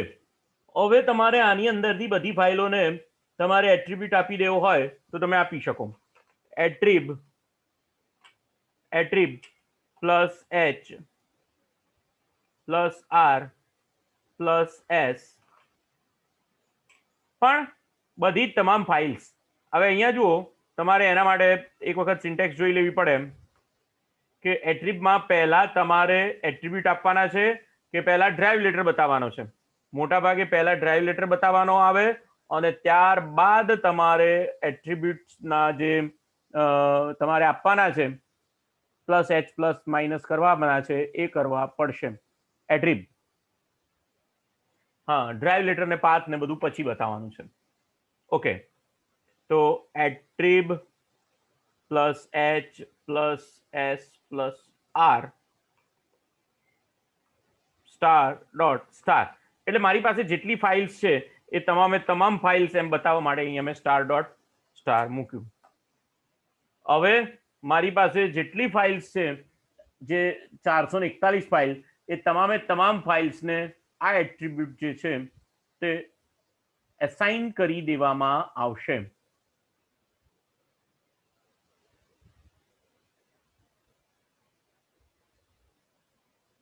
બધી ફાઇલોને એટ્રીબ્યુટ એસાઇન કરી દેવામાં આવશે. એસાઇન થાય છે એટલામાં આપણે ફોલ્ડર ઓપન કરી રાખીએ, તમને ખબર પડે. માય કોમ્પ્યુટરની અંદરથી ડી ડ્રાઈવ, યસ, અહીંયાથી પણ તમે કરી શકશો.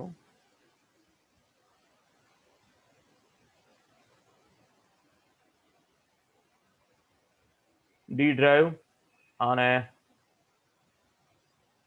એની અંદર ITI અને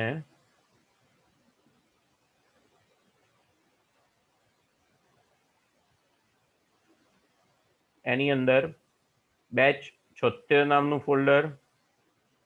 અત્યારે બધા એટ્રીબ્યુટ એસાઇન થાય છે, થઈ ગયા છે. હવે તમે DIR કરીને જોશો તો તમને એક પણ ફાઇલ એની અંદર દેખાશે નહીં. તમે DIR કરીને એન્ટર આપશો તો તમને ત્યાં આગળ એ બતાવશે કે 0 ફાઇલ્સ.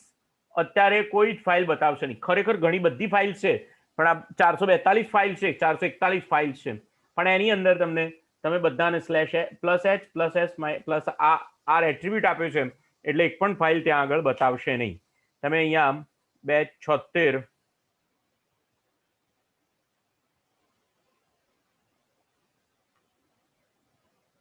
અહીંયા પણ તમને નહીં બતાવે. વિન્ડોઝ એક્સપ્લોરરની અંદર પણ આ તમને લિસ્ટ બતાવવામાં આવશે નહીં.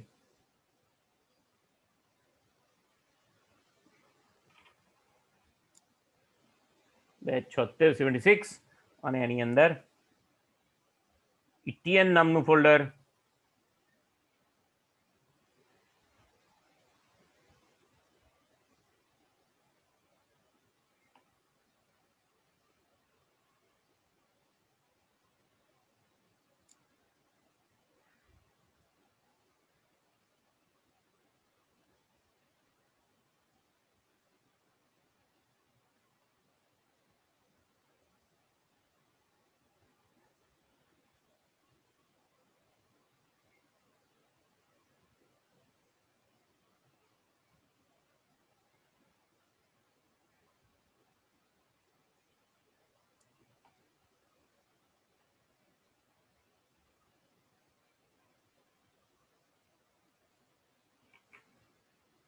ITN ફોલ્ડરની અંદર પણ તમને અત્યારે હાલ એક્સપ્લોરરમાં પણ કોઈ જ ફાઇલ્સ જે છે તે શો કરીને બતાવશે નહીં.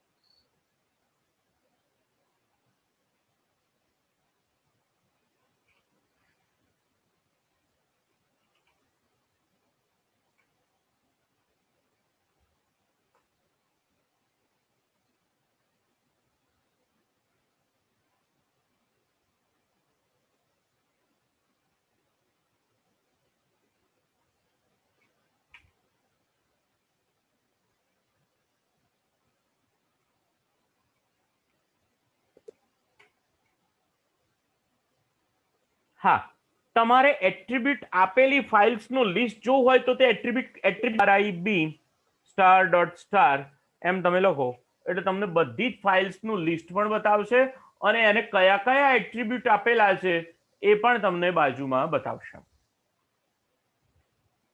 તો તમે અહીંયા જોઈ શકો છો કે બધી જ જે ફાઇલ્સ છે એમાં તમને ફાઇલનું લિસ્ટ પણ બતાવશે અને એના તમે કયા કયા એટ્રીબ્યુટ્સ તમે આપેલા છે એ પણ તમને અહીંયા શો અપ કરવામાં આવશે.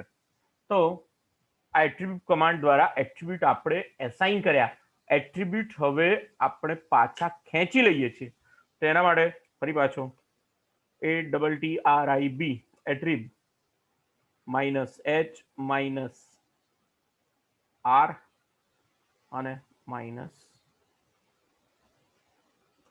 સ્ટાર ડોટ સ્ટાર બધી જ ફાઇલોના એટ્રીબ્યુટ આપણે જે છે તેને પાછા ખેંચી લઈએ છીએ.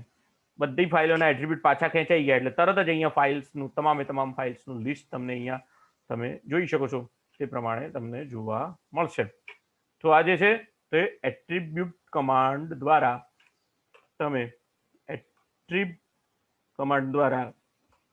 એટ્રીબ્યુટ એસાઇન કરી શકો છો અને એટ્રીબ્યુટ ડિટેચ કરી શકો છો, પાછા ખેંચી શકો છો.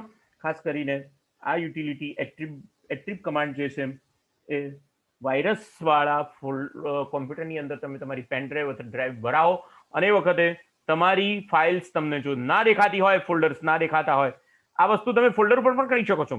ફોલ્ડર ઉપર પણ તમે એટ્રીબ્યુટ કમાન્ડને એપ્લાય કરી શકો છો. ઓકે, આગળ વાત કરીએ.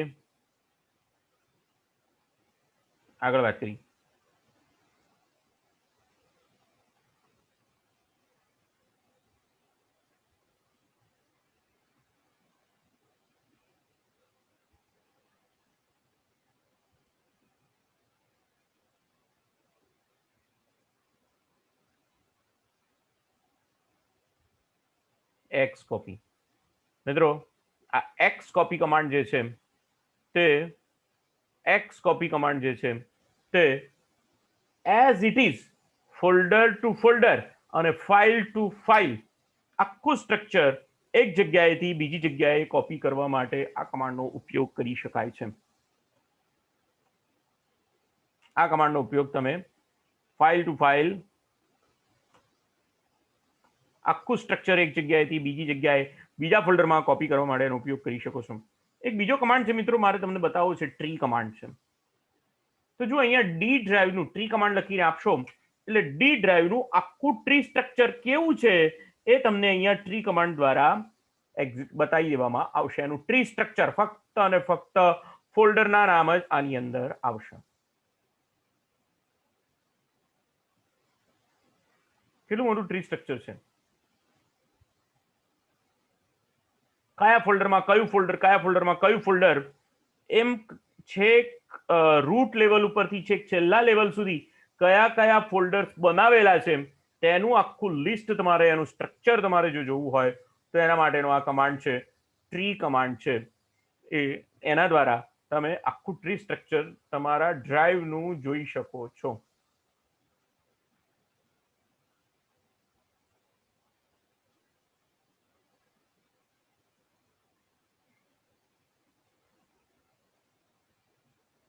ટ્રી કમાન્ડની અંદર ફાઇલનું લિસ્ટ પણ જોઈ શકાય છે. એ પણ બતાવું તમને.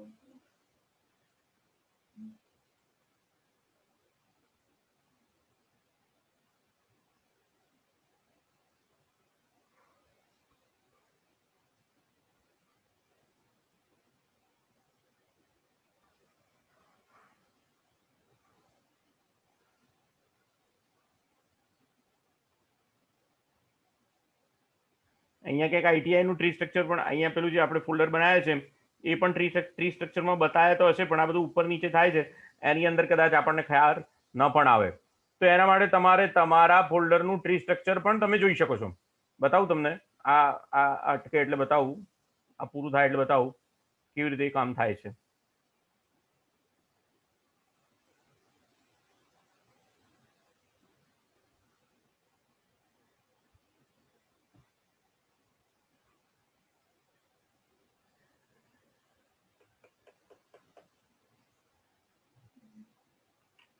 એક વખત આપ્યો કમાન્ડ એટલે વચ્ચેથી અને તમે રોકી શકો નહીં.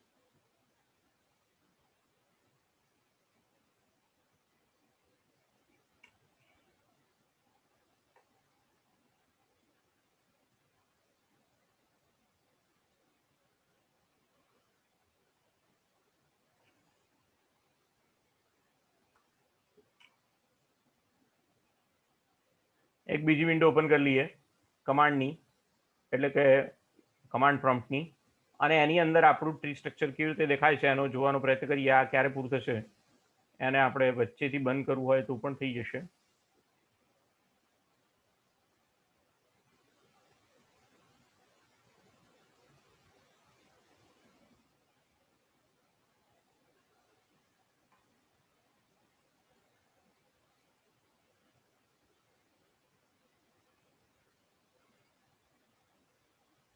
ફરીથી સ્ટાર્ટ અને કમાન્ડ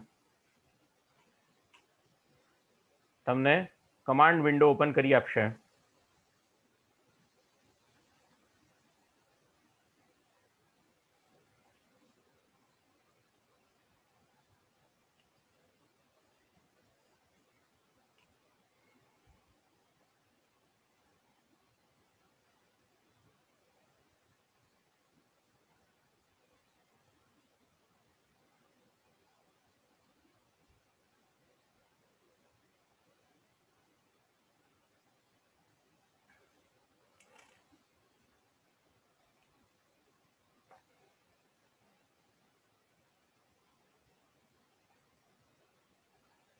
મારું કોમ્પ્યુટર થોડું સ્લો થઈ ગયું છે, રેમ વધારવી પડશે.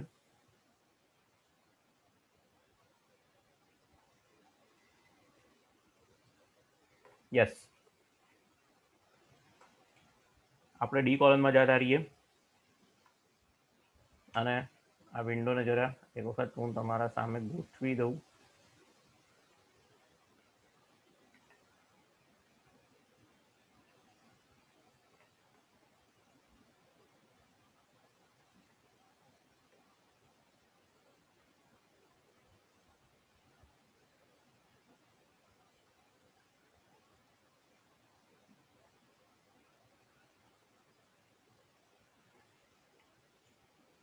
આપણું આઈટીઆઈ નું સ્ટ્રક્ચર છે, આનું ટ્રી સ્ટ્રક્ચર જોઈએ. TREE D:\ITI. તો ફક્ત તમને આ આઈટીઆઈ નું ટ્રી સ્ટ્રક્ચર તમને બતાવશે. કોઈ એક જ ફોલ્ડરનું ટ્રી સ્ટ્રક્ચર જોવું હોય તો તમે આ રીતે જોઈ શકો છો. કોઈ પણ એક જ ટ્રીનું આખું જોઈ શકવું હોય તો તમે કંટાળી ગયા હતા. આખું તો બહુ લાંબુ પોળું કામકાજ છે એનું. તો તમે આટલું ફોલ્ડર સ્ટ્રક્ચર તમે એની અંદર જોઈ શકો છો. તમે TREE/? કરીને જોશો તો અહીંયા /F display the names of files in each folder. તો જુઓ અહીંયા આગળ તમને ખાલી ટ્રી સ્ટ્રક્ચરમાં ફોલ્ડર જ બતાવે છે, પણ તમે એમ લખો ટ્રી d:/ITI/F, તો તમને ટ્રી સ્ટ્રક્ચર તો બતાવશે જ, પણ સાથે સાથે ફાઇલ જે તે ફોલ્ડરમાં રહેલી ફાઇલોના નામ પણ તમને ત્યાં આગળ ડિસ્પ્લે કરીને બતાવશે. ઓકે, તો આ તમારા ટ્રી સ્ટ્રક્ચરની વાત કરી. ટ્રી ફરી એક વખત f d ડ્રાઈવ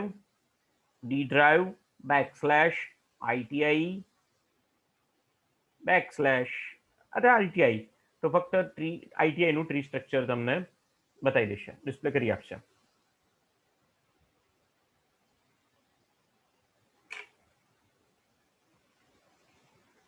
હું જે તમને કમાન્ડ શીખવાડવા માંગુ છું તે xcopy કમાન્ડ છે.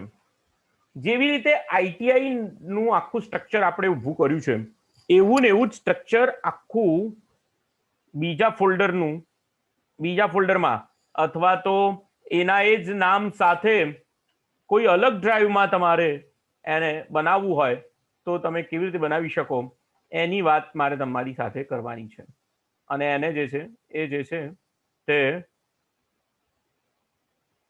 xcopy કમાન્ડ એમ કહેવામાં આવે છે.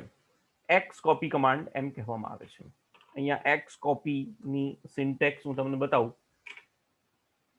xcopy કમાન્ડ કેવી રીતે કામ કરે છે એની સિન્ટેક્સ તમને બતાવું.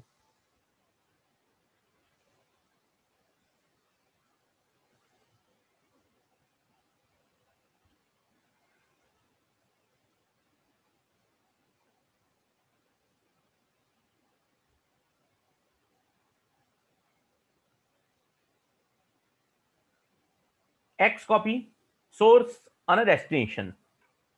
ત્યાર પછી એની અંદર આટલી બધી સ્વિચીસ આપેલી છે. એમાં જે અગત્યની સ્વિચીસ છે એને સમજવા પ્રયત્ન કરીએ. xcopy /a અથવા /m. /a થી શું થશે? copies only files with the archive attribute set. Doesn't change the attribute. /m થી શું થશે? copies only files with the archive attribute sets. Terms of archive attribute. See, archive attribute જે છે તે તો દરેકે દરેક ફાઇલને આપમેળે પ્રાપ્ત થતો ડિફોલ્ટ એટ્રીબ્યુટ છે આર્કાઇવ એટ્રીબ્યુટ. આપણે એટ્રીબ્યુટની વાત કરતા હતા એમની વાત છે અહીંયા. અને તમારે અમુક જ એટ્રીબ્યુટ વાળા ફોલ્ડર્સ અને ફાઇલ્સ જ કોપી કરવી હોય તો એ પણ થઈ શકે છે. /p થી શું થશે? prompt you before creating each destination file. /s થી શું થશે? copies directory and subdirectories except empty ones. અને /e થી શું થશે? copies directory and subdirectories include empty ones. એટલે /s થી ખાલી ડિરેક્ટરી કોપી નહીં થાય, /e થી ખાલી ડિરેક્ટરી હશે તો પણ કોપી થઈ જશે. તો અહીંયા હું એક બીજું સ્ટ્રક્ચર બનાવવાનો પ્રયત્ન કરીએ આપણે. તો xcopy કયું ફોલ્ડર? d drive /ITI. અને નવું ડેસ્ટિનેશન ફોલ્ડર આપણે બતાવીએ d ડ્રાઈવ /ITI1 અને /e.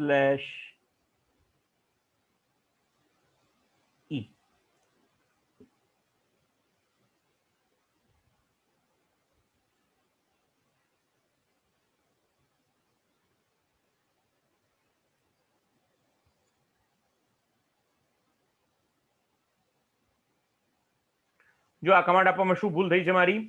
xcopy કમાન્ડ લખવું પડે, xcopy નથી લખ્યું મેં, એ મારી ભૂલ થઈ છે. xcpy લખાઈ ગયું છે. ફરીથી લખીએ આપણે આખો કમાન્ડ ફરીથી લખીએ આપણે.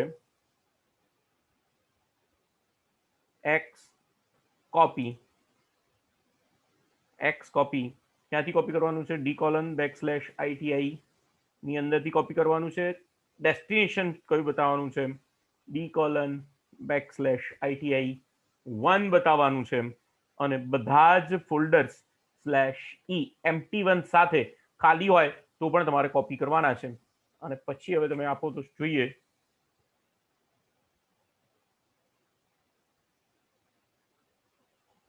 does ITI1 specified a file name or directory on target? આ ફાઇલ કે ડિરેક્ટરી છે તો આપણે ડિરેક્ટરી છે એમ બતાવવું પડે. તો હવે તમારા માટે ITI1 નામનું ફોલ્ડર ક્રિએટ કરશે અને ITI1 નામના ફોલ્ડરની જેવી ને જેવી જ કોપી ITI ની અંદર જે છે તે એવી ને એવી જ કોપી ITI1 ની અંદર તે કરી આપશે.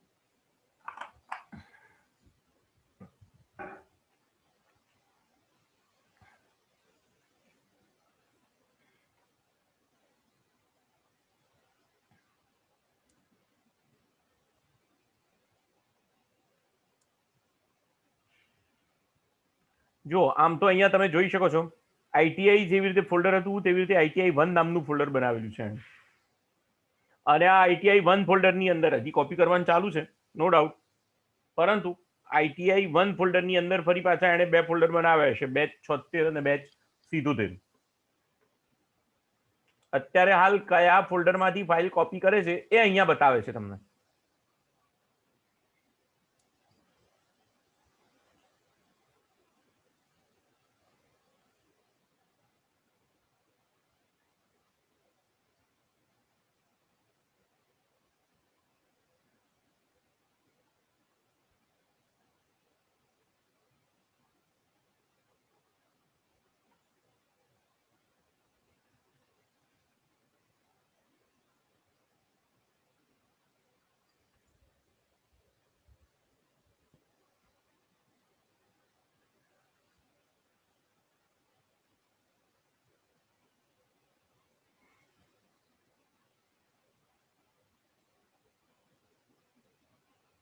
શું કમાન્ડ આપણે આપ્યો?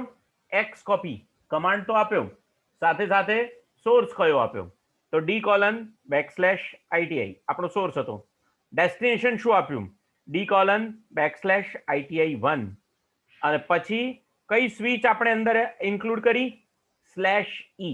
એટલે એને એમ કીધું કે જો એમ્પ્ટી ફાઇલ હોય તો પણ એને તમે કોપી કરી લો. એમ્પ્ટી ફાઇલ હોય તો પણ કોપી કરવાનું કીધું એટલે આપણે એને બધી જ ફોલ્ડર્સ અને બધા જ ફાઇલ્સ કે જે ITI ની અંદર છે એવું ને એવું આખું સ્ટ્રક્ચર તમને અહીંયા આગળ ITI1 નામના ફોલ્ડરની અંદર બનાવી આપશે. એટલે બહુ અગત્યનો કમાન્ડ છે મિત્રો, બહુ જેને કહેવાય કે સરસ કમાન્ડ છે કે જે તમે કોઈ પણ ચિંતા કર્યા વગર આપી દો તો સોર્સમાં જેવા ડિરેક્ટરી સ્ટ્રક્ચર અથવા જેવું ટ્રી છે એવું ને એવું ટ્રી તમને ડેસ્ટિનેશન ઉપર એ બનાવીને આપી દેશે. એમાં તમારે સહેજ પણ ચિંતા કરવાની જરૂર રહેતી આપમેળે આખું સ્ટ્રક્ચર એવું ને એવું તમારું નવું કોપી થઈ જાય છે. એટલે આ જે છે તે બહુ સરસ જેને કહેવાય કે એક્સ કોપી કમાન્ડ મેં તમને બતાવવાનો પ્રયત્ન કર્યો છે.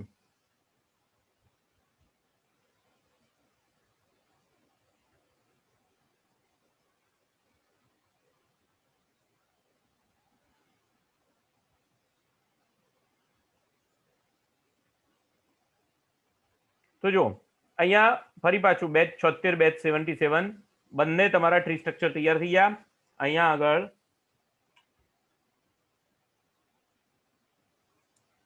આગળ હું ટ્રી d:\ITI આઈટીઆઈ નું ટ્રી સ્ટ્રક્ચર પણ આ રીતનું છે, અહીંયા તમને ડિસ્પ્લે કરીને બતાવશે. અને એ જ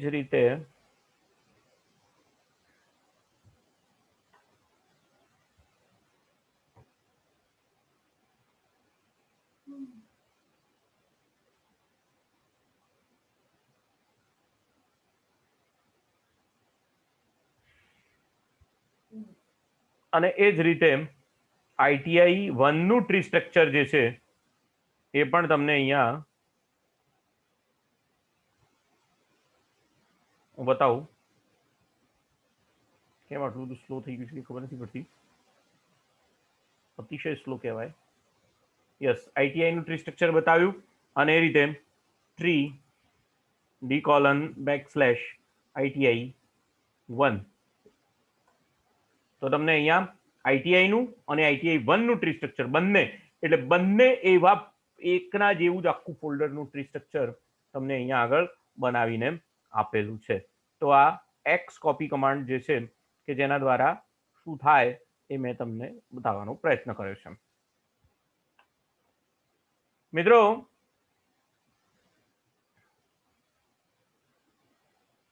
બીજી જે વાત હું તમારી સાથે કરવા માંગુ છું, તે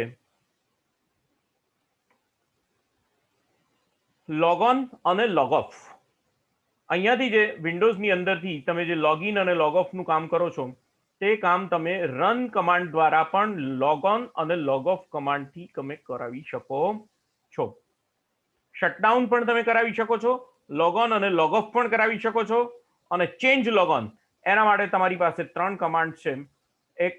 એક કમાન્ડ છે log on, CHG log on, શટડાઉનથી શટડાઉન કરાવી શકો તો એ તમે એનું કામ કરી શકો છો. તમે સ્ટાર્ટ મેનુમાં કંટ્રોલમાં અહીંયા રનની અંદર CONTROL લખશો તો તમને કંટ્રોલ પેનલની વિન્ડો આખી ઓપન કરીને આપશે. કંટ્રોલ પેનલની વિન્ડો તમને ઓપન કરી આપશે. શું લખવું પડે? સ્ટાર્ટ અને રનની અંદર શું લખવું પડે? કંટ્રોલ.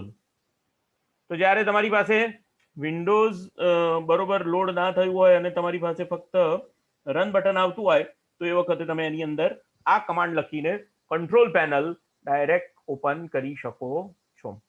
તો આ કંટ્રોલ CONTROL ક્યાં લખવાનું? સ્ટાર્ટ અને અહીંયા રનની અંદર તમારે એ કરવું પડે. ત્યાર પછી બીજી યુટિલિટી એવી જે છે તેને ટાસ્ક મેનેજર કહેવામાં આવે છે. સ્ટાર્ટ અહીંયા રનમાં TASKMGR. તમે આવી રીતે ટાસ્ક મેનેજર લખો તો પણ TASKMGR લખો. આ બધા એક્સટર્નલ કમાન્ડ છે મિત્રો, ખરેખર એક્સટર્નલ કમાન્ડ્સ જ છે કે જે તમને ટાસ્ક મેનેજર, તમે અહીંયાથી શેડ્યુલ ઓલ્ટર કંટ્રોલ ડિલીટ કરો અને પછી જે ટાસ્ક મેનેજર ખુલે તે જ ટાસ્ક મેનેજર તમને અહીંયાથી ખોલી આપવામાં આવે છે. અને આ ટાસ્ક મેનેજર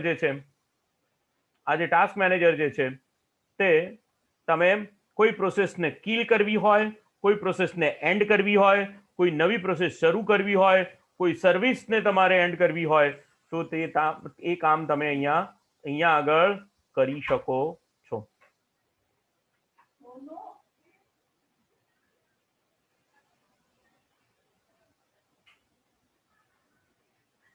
એ કામ તમે અહીંયા ટાસ્ક મેનેજર દ્વારા કરી શકો છો.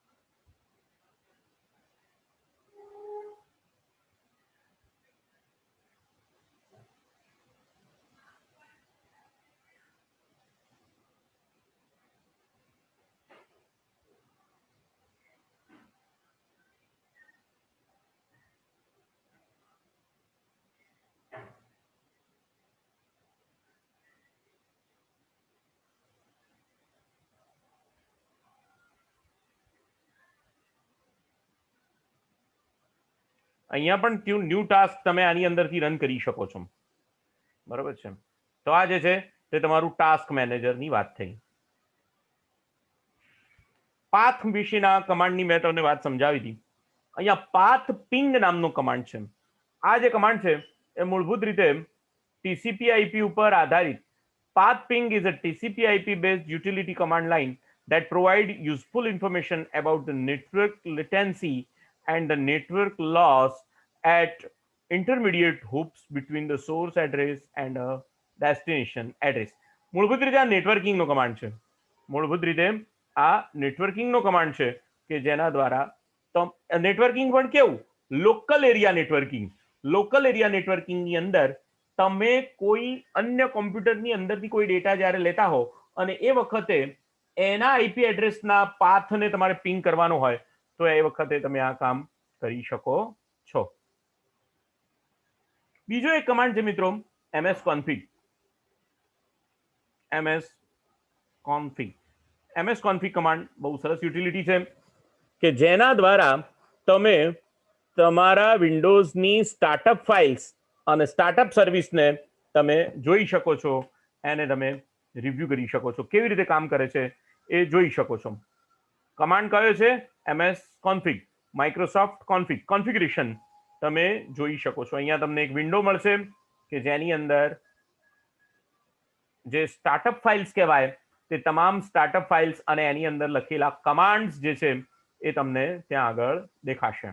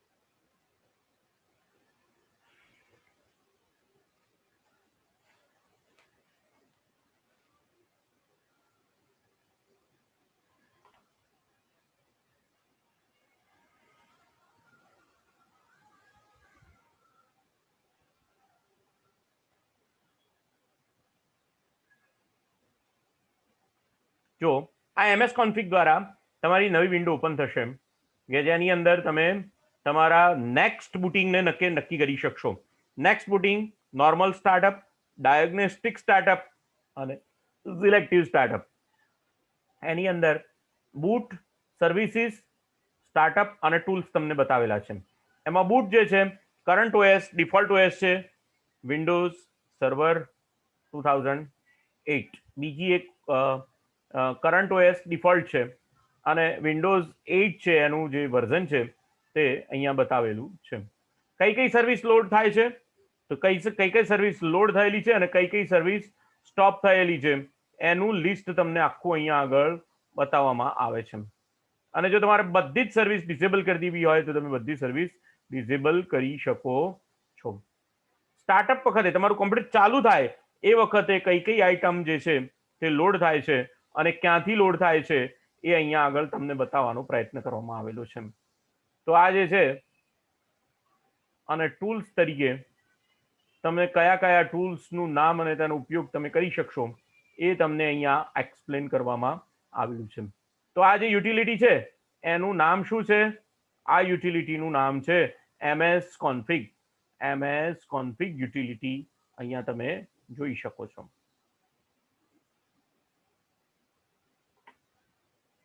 So this is a utility of Microsoft Windows configuration અંગેની યુટિલિટી તમે અહીંયા જોઈ શકો છો.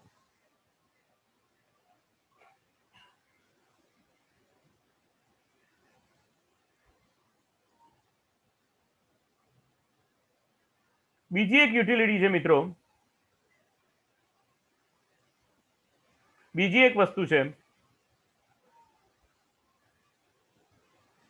Registry edit. અમુક વખતે તમારે તમારા પ્રોગ્રામ્સને ચલાવવા માટે વિન્ડોઝની રજિસ્ટ્રીને એડિટ કરવી પડે અને એના માટે કમાન્ડ છે REG એડિટ. એનો કમાન્ડ છે REG એડિટ. આ પણ એક એક્સટર્નલ કમાન્ડ છે કે જેના દ્વારા તમે વિન્ડોઝની રજિસ્ટ્રીને એડિટ કરાવી શકો છો. બહુ રિસ્કનું કામ છે. તમારી ઓપરેટિંગ સિસ્ટમ બંધ થઈ જાય એવું પણ બને. રજિસ્ટ્રી જે છે તે ખૂબ જ અગત્યની વસ્તુ છે, જેની અંદર તમારા હાર્ડવેર અંગેના અને યુઝર અંગેના સેટિંગ્સ જેને કહેવાય એ તમારા અહીંયા આગળ આપેલા હોય છે. એને બને ત્યાં સુધી ફેંદવું નહીં. જ્યાં સુધી પૂરી ખબર ના હોય ત્યાં સુધી એની સાથે ચીડા કરવાની. કારણ કે આની અંદર ઘણી બધી ઇન્ફોર્મેશન તમને સોફ્ટવેર અંગેની, હાર્ડવેર અંગેની ઘણી બધી ઇન્ફોર્મેશન અહીંયા તમારા કોમ્પ્યુટર અંગેની હોય છે. ઠીક છે, પણ આ તમને બતાવ્યું રજિસ્ટ્રી એડિટ કેવી રીતે થઈ શકે કમાન્ડ લાઈન દ્વારા, એ મેં તમને બતાવ્યું. MSDT આપણે એક યુટિલિટી છે. સ્ટાર્ટ અને રનમાં જઈને તમારે અહીંયા લખવાનું MSDT.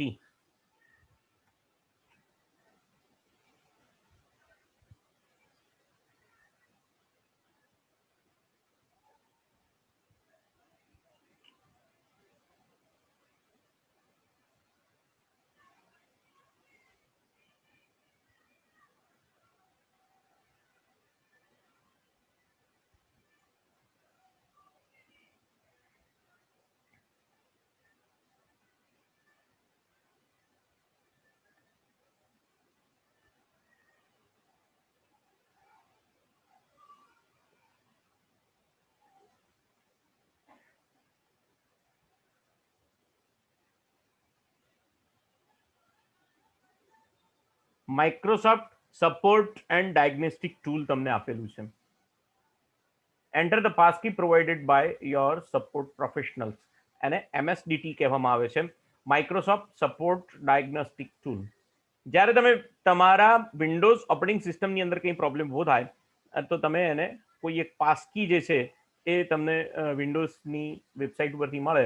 એ પાસકી તમારે અહીંયા એન્ટર કરવાની અને ત્યારબાદ માઇક્રોસોફ્ટ વિન્ડોઝ અથવા માઇક્રોસોફ્ટમાંથી કંપનીની અંદરથી કોઈ સપોર્ટ અથવા ડાયગ્નોસ્ટિક ટૂલ્સ તમને પ્રાપ્ત થશે કે જે તમને તમારે વિન્ડોઝને જેને કહેવાય કે ફરી પાછું સારી રીતે ચાલે એ રીતે કરવામાં તમને મદદ મળશે. તો આ MSDT નામની એક યુટિલિટી છે કે જે માઇક્રોસોફ્ટ સપોર્ટ ડાયગ્નોસ્ટિક ટૂલ છે. એ જ રીતે વિનસેટ.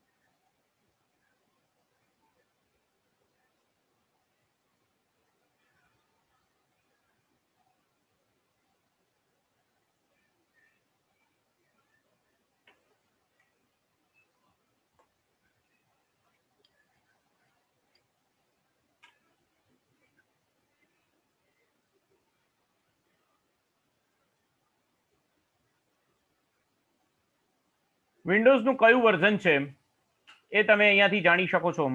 એનો કમાન્ડ છે વિનવર. વિનવર કયો કમાન્ડ છે? વિન્ડોઝનો વર્ઝન કમાન્ડ છે. વિનવર કમાન્ડ છે. સ્ટાર્ટ અને રનની અંદર જઈને તમારે લખવાનું, સ્ટાર્ટ અને રનની અંદર જઈને લખવાનું વિનવર.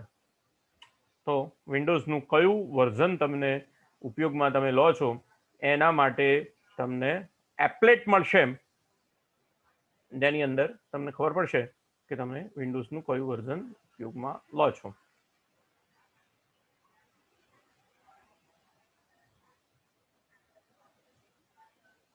WinVer is also a utility.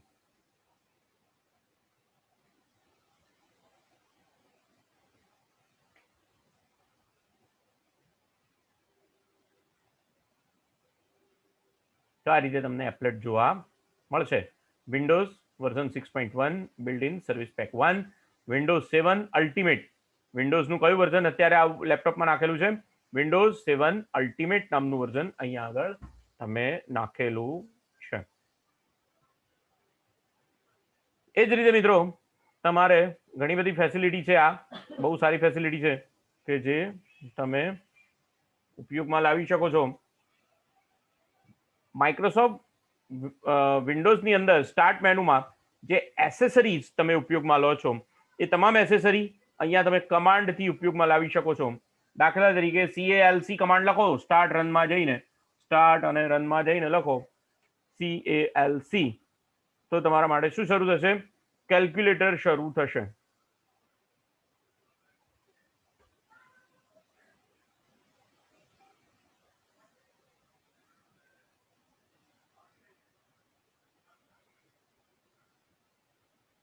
CALC લખો તો કેલ્ક્યુલેટર શરૂ થશે.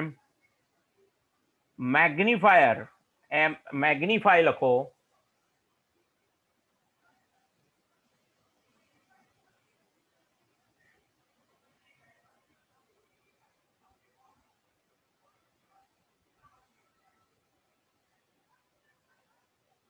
મેગ્નિફાય લખો તો મેગ્નિફાયર ચાલુ થશે.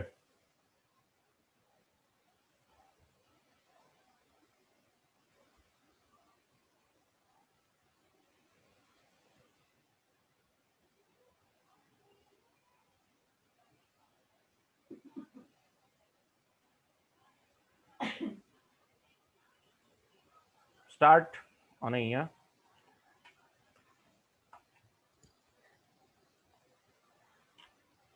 CALC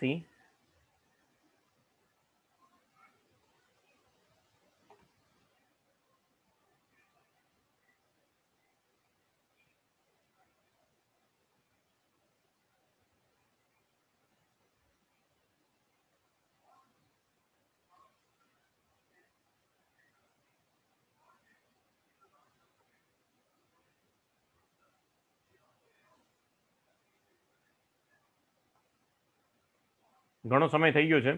1 કલાક ને 30 મિનિટ એટલું વિડીયો અથવા તો આ એક્સટર્નલ કમાન્ડ અંગેનો વિડીયો થઈ ગયો છે. આને અત્યારે હું સ્ટોપ કરું છું. નેક્સ્ટ વિડીયોની અંદર આના પછીના જે કંઈ પણ કમાન્ડ્સ, યુટિલિટી અને નેટવર્કિંગ અંગેના કમાન્ડ છે એને હું તમને સમજાવવાનો પ્રયત્ન નેક્સ્ટ લેક્ચરમાં કરીશ.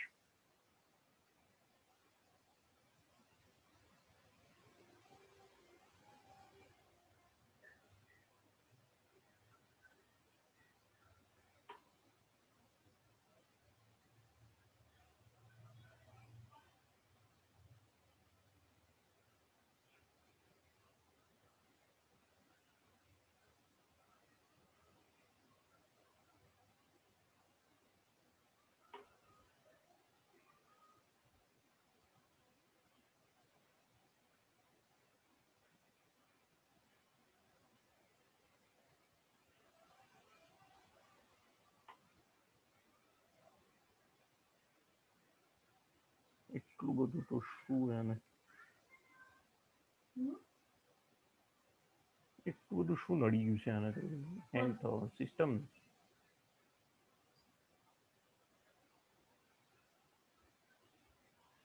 હેંગ કરે છે.